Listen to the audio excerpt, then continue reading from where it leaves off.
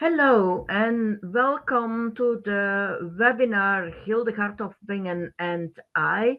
I am Nancy, I'm your host for today, and I will tell you a little bit about my story and the story of Hildegard during the coming half an hour. Practical, you see me. You have already received the PowerPoint, and in the other side of this display, you will see a chat function. The chat function is private, so that means I can see your questions coming.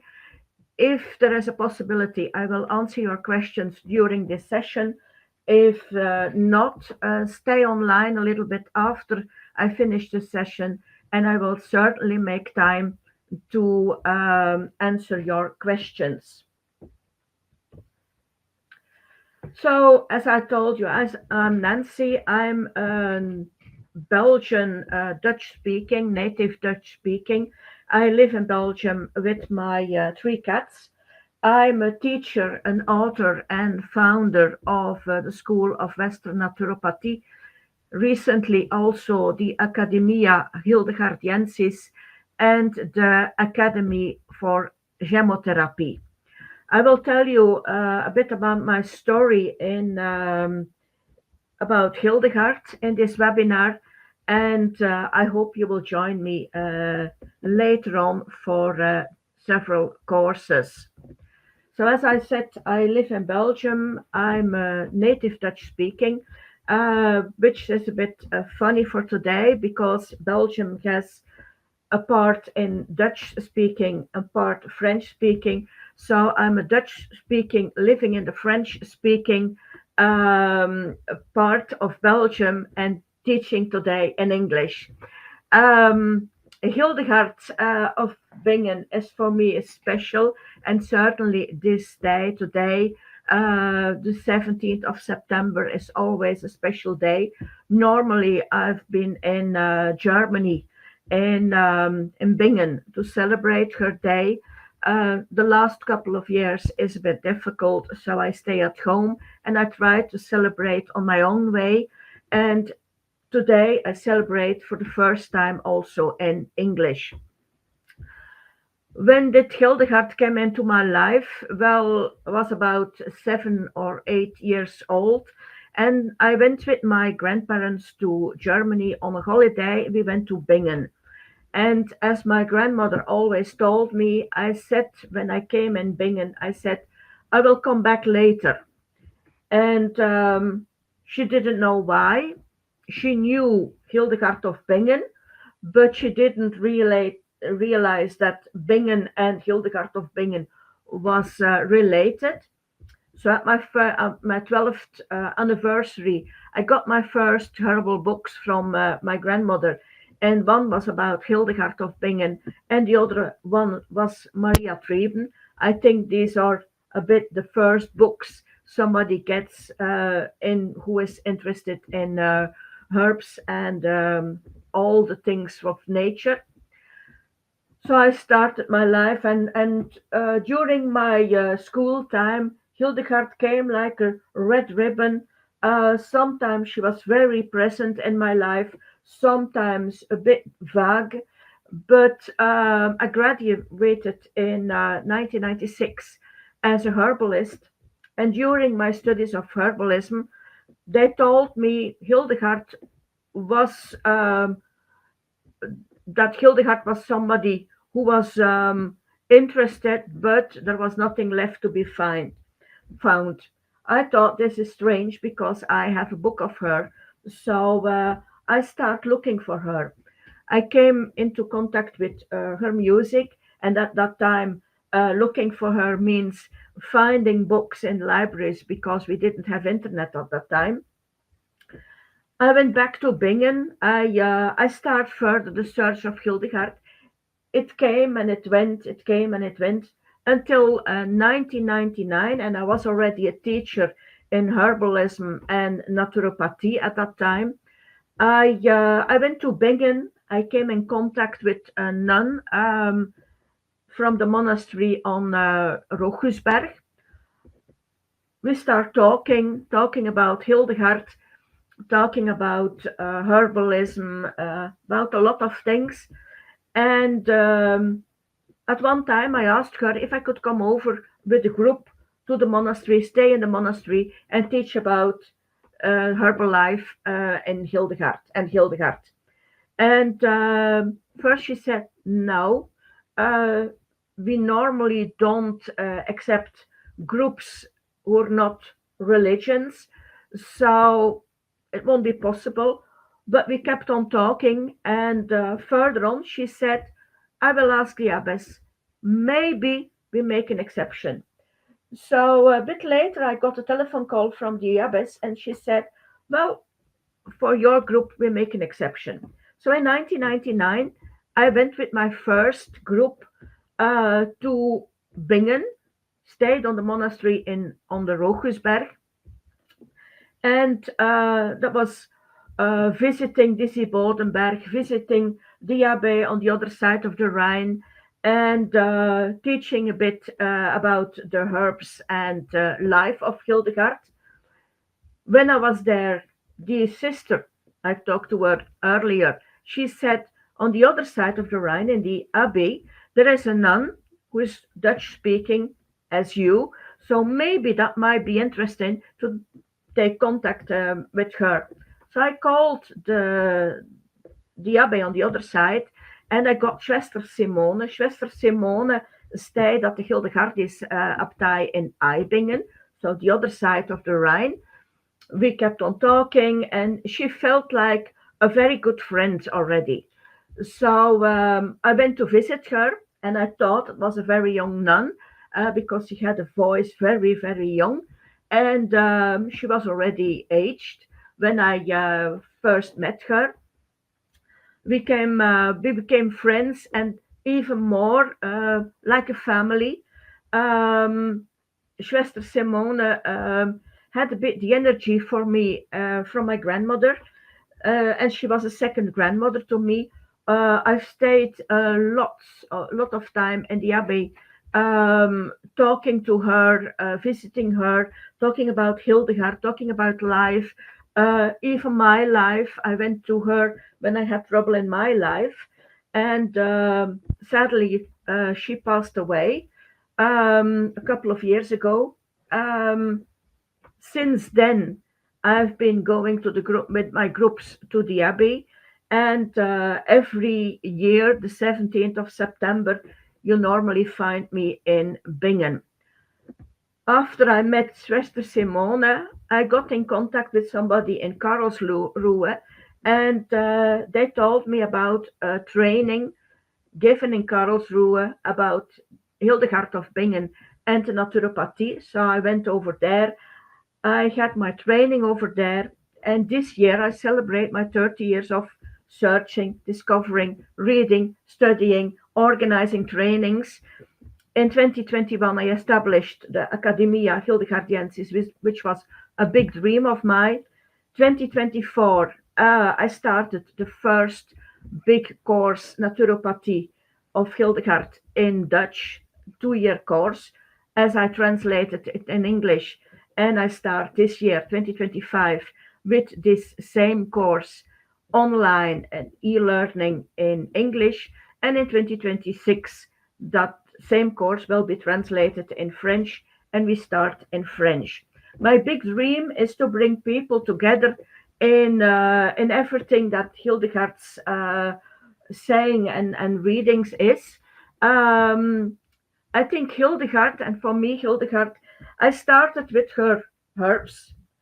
Then I started with her nutrition. I started with gemstones, and you can see them all as a piece of a puzzle. When you start reading about Hildegard, you will find out that Hildegard is more than a piece of a puzzle. She is not only the music, she's not only the vision, she's not only the plants and the nutrition. If you teach about or read about Hildegard, it's about everything together. So you have the theology, you have the stones, you have everything, and that makes it an individual holistic naturopathy. That means that she always talks about the individual, and she brings it all together with great love. And for me, the starting of the Academia Hildegardiensis is bringing love in the world and bringing Hildegard's meaning of love and love to everything and all living beings together. So in all my workshops, my trainings, um, I always start with the great source of love, which is important to me. And I always try to remember in my life, in my trainings, that every living being is authentic, is an individual, has his own history, has his own way of living. And we have to respect everything and love everything about the other. And that's something I always find whenever book, and you see behind me there's a lot, I have a lot of books about Hildegard, that I find in all her books, all her texts, all the things I've read about her, it's about the living beings and the great source of love. And that's what I want to bring also, next to all the rest of the naturopathy and everything together. That's what I want to bring to all of you. So I want to create a place where you discover also yourself, where you discover your great force, the great forces of nature, where you discover spirituality, but spirituality in the in a big science, where you can be yourself without trying to be somebody better, because that doesn't exist. You're already good as you are. And that's what I want to bring in my teachings. That's what I want to bring with the Academia Hildegardiensis. And that's the reason why I want to go also international, because I think we don't have to do it in our own country. There's so much to combine in nature, in on the world, and we have to bring love. And I think that's the reason why Hildegard still is with us. That's to bring love to all of us. So if you're starting with me to follow my trainings, to start in my trainings, you're very welcome with your big warm heart. So a little bit on Hildegard. Um, Hildegard was born in 1098 in the town of Bermersheim in Germany. She was the 10th child of a noble family. She was a child with a vision. Her parents saw that she was special, and at the age of 8, and that wasn't strange at that time, Hildegard was entrusted to a young woman, Jutta von Sponheim, and she entered the Hermitage Disibodenberg. So her destiny was the abbey and was the rule of Benedictinus.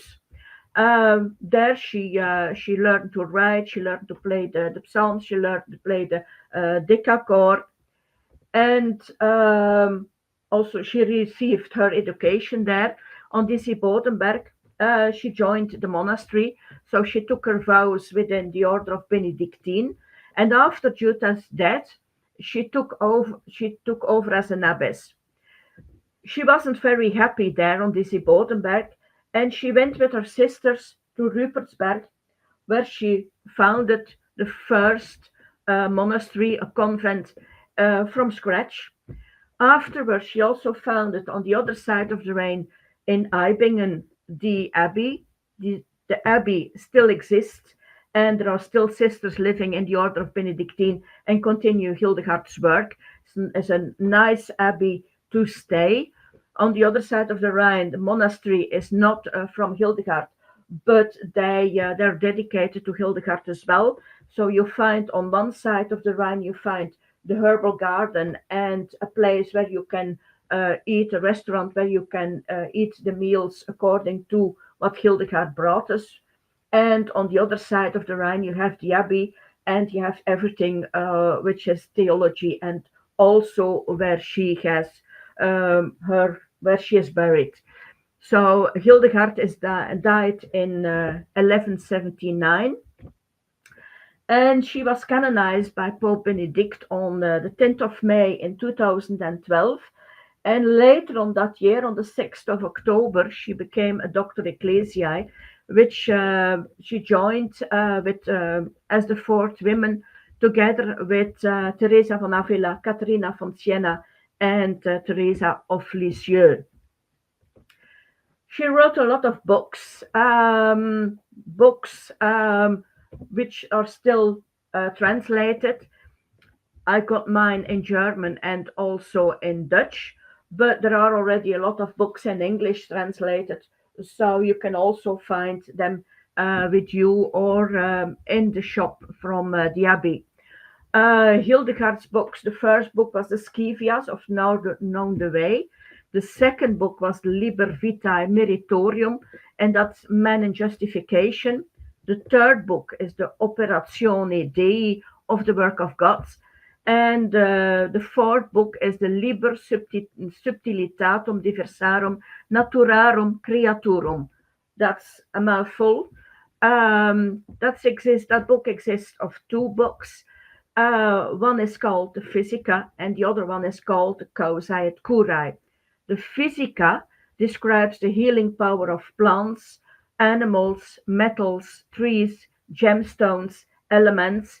The Causae et Curae presents a systematic cosmology and anthropology, especially pathology and therapy.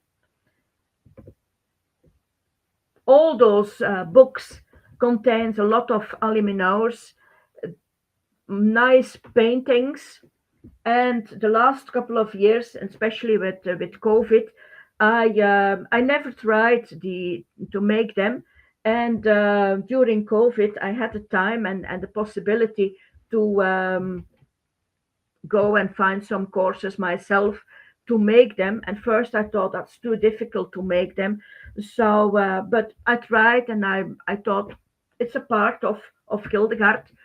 From now, I like to make them every time, and I need to be a bit at rest, need a bit peace in my life. I make my aluminors. I even make my own paint from pigments I got from plants, and I think it's not as nice as the paintings of Hildegard, but I like it. It brings me my mind to rest, and I am quite happy with the result, as you can see on the bottom line of this picture. You see, I make my own paint, and then I start from zero to a nice composition. And this was my last one I made, and I'm very happy with the result. So, a bit of medicine, according to Hildegard, is Hildegard was known for her holistic naturopathy. She wrote a lot of it in Causae et Curae and Physica. And she always talks about man to take responsibility for your physical and mental nature. In her eyes, and I'm working as a therapist in Belgium, and I also find it very pleasant to see if you can talk to people and see what it brings, not only to take her on physical way, but also what it means in a spiritual way and mental way. And she said diseases are caused when you're not in harmony with God and the world. She see the causes of the disease in a lack of good qualities, virtues. The information is translated in a book of psychology, and she says it's angels and devils of virtues and vices, but the healing with the powers of the soul. And I find it very amazing to find with people when I talk to people persons who come here in my office and are searching for their health, for aid in their health, that I can also talk about the power of the soul. And it opens another view, another eye to health. And it's another way of taking plants and nutrition as well, as you're not only on that pure physical way of looking. You open it, you see other things, and you see that people, even when they're talking, even when they're thinking about their power, they're already healed. So the herbal natural medicine, according to Hildegard, is described in her Physica and also in the Kausai et Kurai. It's a healing power of plants, animals, metals, trees, gemstones, and other elements. She writes about it on a very modern way. And she has 6 rules in her life for a healthy life. And those 6 I give you already. Remedies are everywhere in nature. Nourish yourself in balance. Movement and silence in balance. Sleep and wake rhythm. Fasting and detoxification. And spiritual cleansing. That were the 6 rules she said. And also have some music in your life.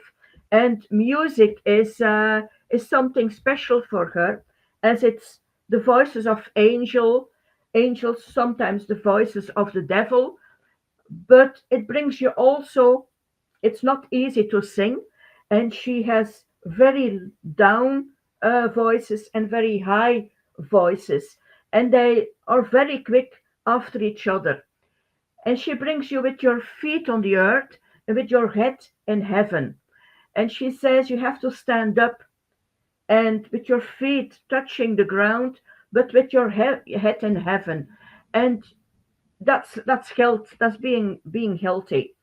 And if you listen to the music, it brings you back on earth. It brings you peace, but it brings you also in another state of mind, not ecstasy, but another state of mind, and it brings you rest at rest. So this is a bit about me and Hildegard. I only have half an hour, so I will not take it too far. And I think you already know that even it's in another language as my own language, that I have a lot of telling you about Hildegard, and I am very pleased. I see the first question, which I first will see. I see somebody from Portugal. Uh, how can I be a member of Hildegard Academy? Well, later on, I will send you my address, my internet address, and there you find all the informations. And as already a medicine practitioner, I'll be delighted to receive you as a member. So very welcome, Patricia, in the world from Hildegard and from Portugal to Belgium. So I'm teaching the 2 years training now from is an e-learning course. It's start and go. So you start um, as you want, and you have 24 months to follow the course. It's about 2 hours per week. Sometimes it's quicker for you. Sometimes it's a bit you're on holiday, whatever. What do I like, and or what did I make in this course? Well, first of all, it's all about Hildegard. And Hildegard, the naturopathy, more also the theology, also the history of naturopathy. But I've translated also it to modern times, and I adapted to current standards because there are some things we can't use anymore. Some things has changed, and for me, I always think Hildegard had a vision, a very open-minded vision. So if she lives now, she was adapted also to modern standards, I think. I don't know her. I didn't live in Middle Ages, but that's the meaning I think about her. So the course starts about Hildegard, life and work about Hildegard, a history of naturopathy, and also other people of interest. The miracle of life, according to Hildegard, which is beautiful. rhythms and elements. Also very nice to the visions of Hildegard, full of symbolic, full of color. The healing power of the soul, which is a very big part of my teachings. Then you have also uh, the medieval herb garden, which you can translate in your own herb garden. And I live from on my place now for 5 years, and bit per bit, I'm trying to create my own medieval herb garden according to Hildegard. I've got already a lot of plants in my garden, which is about Hildegard. Also, the nutrition about Hildegard, Viriditas about the green, which is very important to her. And then I start with life before life, life during pregnancy, childhood and youth, life as an adult, and growing older.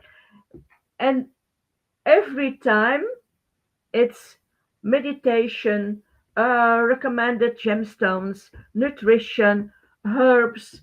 It's the whole package, which is very interesting for therapists to find it as a whole and the beauty of life at that moment.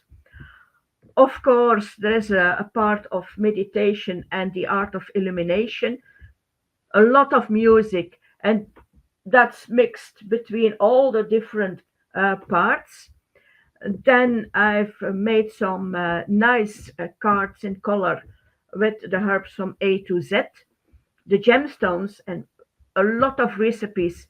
Recipes you can find in the books of Hildegard, but also recipes translated with modern ingredients, but always nature. So everything is in a very easy way on a teaching platform, and you find from every model you find a PDF that you can download, that you can print, and have at the end of the course a nice work that you can keep in your library. I also go to twice a year to the Abbey. And for next year, I dedicated one of my periods to teach in English. And this is in the 28th of September until the 1st of October. This is a very intensive training where you stay at the Abbey and enjoy the Abbey and the place where Hildegard built by Hildegard. It's not really built by Hildegard, but it's rebuilt. But it's her place, it's her environment. And I will teach you then everything on the 35 virtues of Hildegard, but also nutrition, fasting, healthy food, herbs, gemstones, meditations. Um, in the evening you can make your own medieval illumination according to Hildegard in the silence of the abbey, and we end that training in the herbal garden at the other side of the Rhine. So this was my story about Hildegard in a nutshell. I hope I can welcome you to the Academy of Hildegard, Academia Hildegardiensis. I hope you will join me. I hope to see you online or live. Hope to meet you soon, and wish you lots of blessings in your journey. Have a nice day, and enjoy the day, celebrate the day of Hildegard for the rest of the day. Hope to see you soon. Nice blessings, and enjoy Hildegard. Bye.